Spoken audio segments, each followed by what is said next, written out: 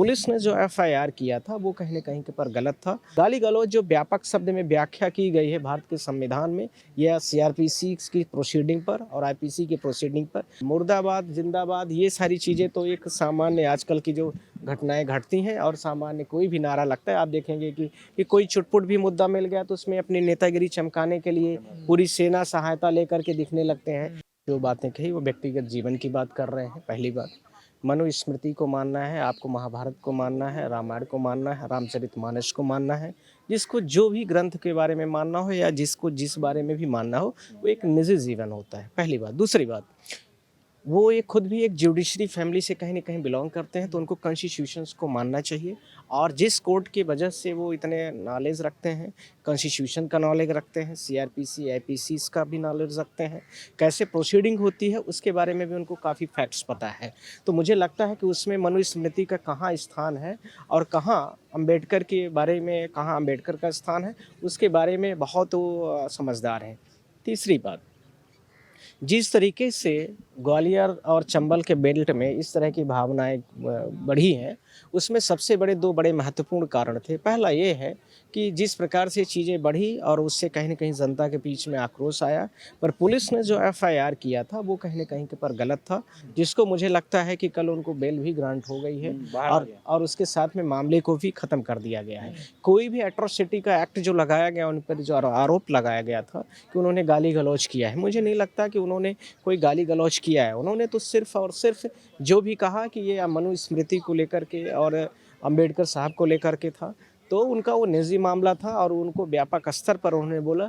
गाली-गलौज जो व्यापक शब्द में व्याख्या की गई है भारत के संविधान में या सीआरपीसी की प्रोसीडिंग पर और आईपीसी की प्रोसीडिंग पर, वो अब्यूज़ कैसे होते हैं, कैसे गाली-गलौज दिए जाते हैं, उसकी पर्याप्त व्याख्याएँ और पुराने में मैं कहूँ तो 323 सेक्शंस आईपीसी का होता है, 324 होता है, बहुत सारे सेक्शंस हैं और उसके बारे में तस्वीर जलाना, अम्बेडकर साहब मुर्दाबाद नहीं, बोलना, देखिए ये कहाँ तक सही है? देखिए मुर्दाबाद, ज़िंदाबाद, ये सारी चीज़ें तो एक सामान्य आजकल की जो घटनाएँ घटती हैं और सामान्य कोई भी नारा लगता है। आप देखेंगे कि मुर्दाबाद, ज़िंदाबाद, फलानी पार्टी मुर्दाबाद, ज़िंदाबाद, इस तरह की बातें होती हैं। पर गाली-गलौज का मतलब मेरे दिमाग में कुछ बड़े शब्द हैं। पहली चीज़, अम्बेडकर साहब की मूर्ति को और कोर्ट की प्रेमिसेस से या कहीं भी लगाई गई है, तो मुझे लगता है कि कोई भी व्यक्ति यदि ऐसी घटना को अंजाम दे रहा है, तो नहीं देना चाहिए, मेरे नज़र पर नहीं देना चाहिए। और वो भारत देश के नहीं, वो विश्व के काफ़ी विद्वान व्यक्तियों में से एक हैं, वो हमारी धरोहर के रूप में है। यदि आप उनकी इस जाति और कास्ट को हटा कर के सोचेंगे, तो मुझे लगता है कि वो भारत देश की बड़ी चीज़ रहे और उनका सम्मान होना चाहिए। और यदि हम और आप लॉयर्स व्यक्ति या लॉयर्स जो हमारी फ्रेटर्निटीज़ है, वो नहीं करती है, तो फिर मुझे नहीं लगता है कि कोई भारत देश में संविधान के बारे में और संविधान का जो हमारा तंत्र है, जो संविधान की व्याख्याएँ हैं, उसकी कोई व्याख्या करेगा। जैसे आपने कहा प्रशासन का भी यही कहना है कि ग्वालियर संभाग का माहौल बिगाड़ रहे हैं अनिल मिश्रा। यहाँ हाँ, 2 समुदायों को आपस में टकराने की स्थिति हो गई है। नहीं, दूसरी चीज़ एक और है, जहाँ पर बहुत समुदाय आकर के वहाँ पर बहुत सारे कामों को किए, वहाँ पर बहुत सारे सबको आने की कोई ज़रूरत बहुत थी नहीं। पैशंस में चीज़ थी कि वहाँ का जो पुलिस प्रशासन था, उनको इन सारी चीज़ों से रोक सकता था और रोक करके ये जो आपने बोला है कि 2 बड़े समुदायों के बीच में विवाद और डिस्प्यूट हो रहा था, वो कहीं न कहीं पर उसका विस्तारण किया जा सकता था, उसका समाधान ढूँढा जा सकता था। उतने बड़े लेवल पर ये कुछ लोग नेतागिरी भी करते हैं, यह भी ध्यान रखने की आवश्यकता है कि कोई चुटपुट भी मुद्दा मिल गया तो उसमें अपनी नेतागिरी चमकाने के लिए पूरी सेना सहायता लेकर के दिखने लगते हैं। तो कई बार यह भी तो होता क्या है। प्रशासन की ढील रही इस पूरे मामले को बढ़ने इसमें दिया? कहीं इसमें कहीं कोई शक नहीं है कि उनको पूरी छूट दी गई या इस मामले को कंट्रोल नहीं किया गया। दूसरा, इसके साथ में विभिन्न नेता अपनी अपनी सेनाओं को लेकर के गए, तो वो कोई नेताओं का वो प्लेटफॉर्म था नहीं।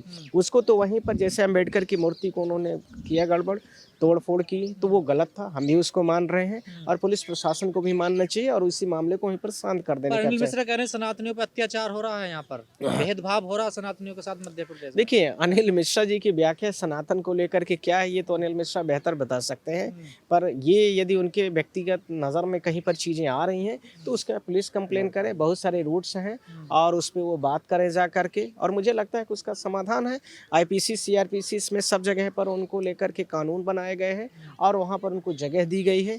उसको बड़े पर्याप्त तरीके से उसका समाधान ढूँढा जा सकता है। सुनियोजित तरीके से उस मामले को वहीं पर कॉन्ट्राडिक्ट करके ख़त्म किया जा सकता उमर है। खालिद के मामले को कैसे देख रहे हैं? जिस तरीके से 5 लोगों को जमानत दी गई है, बेल दी गई है।